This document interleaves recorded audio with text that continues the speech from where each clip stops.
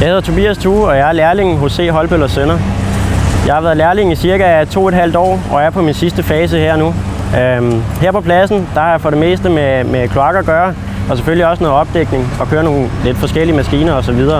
Jeg hedder Kitty Nielsen, og jeg er også lærling her hos Holbøll.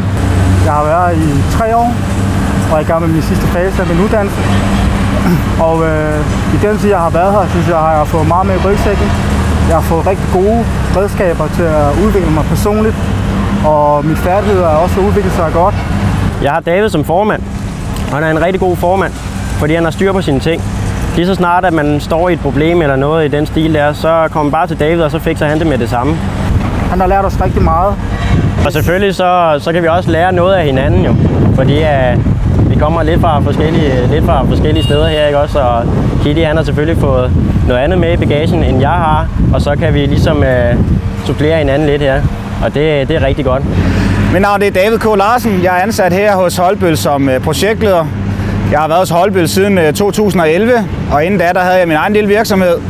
Det vi står ved her, det er en byggeplads inde i København på Amager, hvor vi ombygger Københavns Universitet. Vi har alt, hvad der hedder jordhåndtering og etablering af kloakker og byggegrupper. Jeg tror, vi skal håndtere 50.000 tons materialer, grave 5-6 km kloak ned. Det er alt fra størrelsesorden 110 mm til 400 mm. Jeg har mellem 8 og 12 mand herinde, og en mand, der hjælper mig på kontoret. Vi står for den daglige drift og koordinering mellem de forskellige fagentrepriser.